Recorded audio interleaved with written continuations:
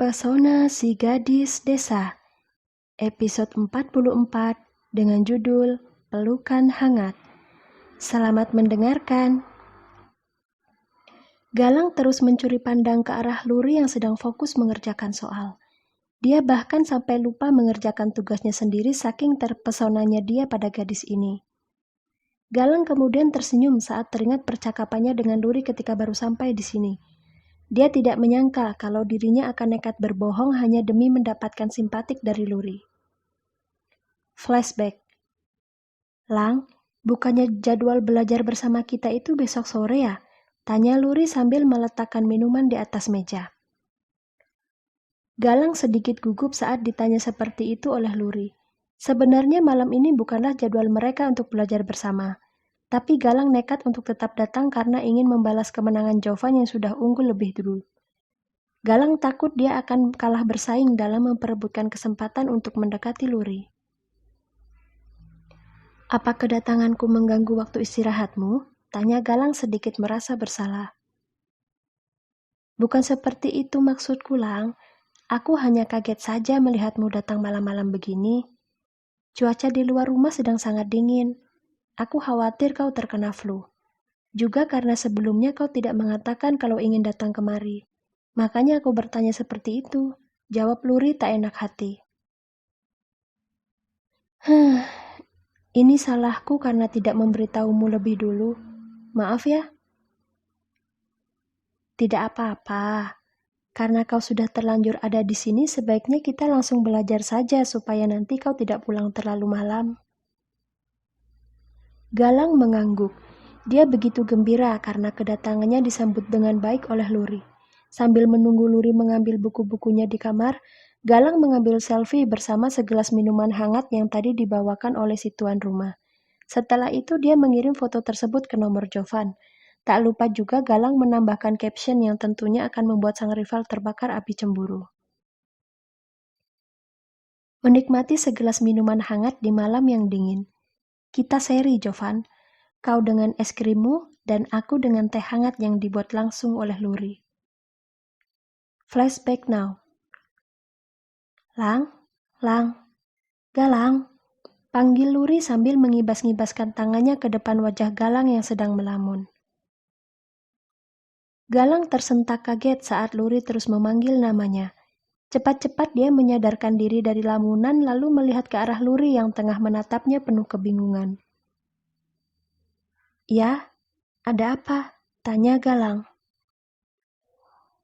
Kau baik-baik saja kan? Sahut Luri balik bertanya. Iya, aku baik-baik saja. Kenapa memangnya? Luri menarik nafas dalam-dalam. Dia lalu meletakkan pena di atas meja kemudian menatap lama ke arah teman sekelasnya yang entah kenapa malam ini terlihat sedikit aneh. Kau tidak menyahut saat aku memanggilmu tadi. Aku pikir kau disinggahi makhluk tak kasat mata. Makanya aku terus memanggilmu supaya kau tidak tersesat di alam bawah sadar.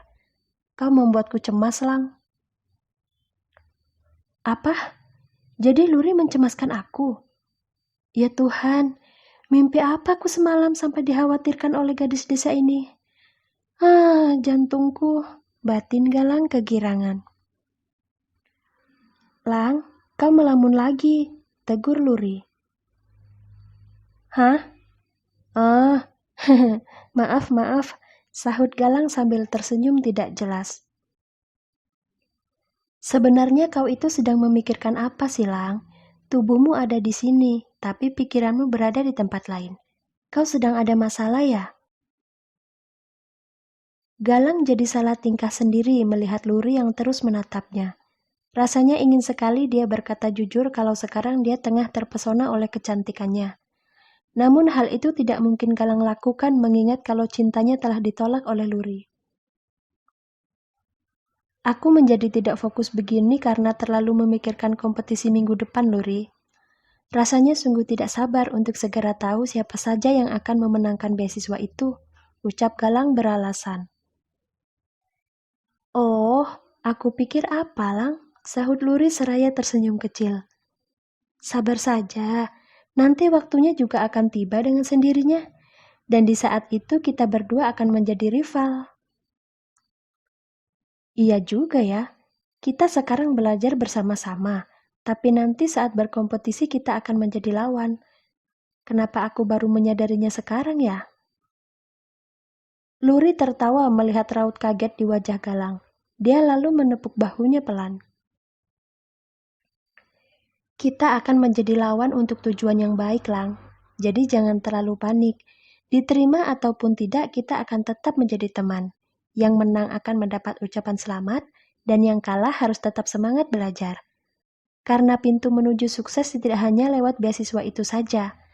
Ayah pernah bilang, di mana ada niat, di situ pasti ada jalan. Dan aku sangat yakin dengan kata-kata tersebut. Ucap Luri mencoba menenangkan Galang yang terlihat panik. Kau beruntung memiliki orang tua yang selalu memberi dukungan, tidak seperti keluargaku yang hanya peduli pada karir masing-masing. Ayah dan ibuku bahkan tidak peduli saat aku memberitahu mereka kalau aku ingin mengikuti kompetisi beasiswa. Mereka terkesan acuh dan menganggap kalau tanpa beasiswa pun mereka masih sanggup membayar biaya kuliahku. Semuanya selalu diukur dengan uang oleh mereka, Luri. Awan mendung langsung menyelimuti wajah Galang setelah dia selesai bicara. Ya, memang benar kalau hubungan antara Galang dengan orang tuanya tidak sehangat hubungan Luri dengan keluarganya. Terkadang Galang merasa iri setiap kali mengingat nasihat yang disampaikan ayah Luri tempo hari. Dia bertanya-tanya dalam hati mengapa ayahnya tidak pernah melakukan hal serupa. Jangankan memberi semangat dan dukungan, bertanya tentang sekolahnya saja bisa dihitung dengan jari. Hal ini membuat Galang tumbuh menjadi pribadi yang acuh pada orang di sekelilingnya. Namun sikapnya itu langsung berubah semenjak kedatangan Luri di sekolah. Jangan berburuk sangka dulu terhadap orang tuamu, Lang. Mungkin mereka bersikap acuh karena lelah memikirkan pekerjaan. Kau sebagai anak harus bisa memahami kesulitan mereka. Ayah dan ibumu bekerja keras seperti itu juga demi masa depanmu, ucap Luri mengingatkan. Iya, aku tahu kalau mereka bekerja keras untuk mencukupi kebutuhanku. Tapi aku juga kan butuh waktu dan kasih sayang dari mereka, Luri. Aku ini anaknya, bukan orang lain, sahut Galang dengan nada suara meninggi.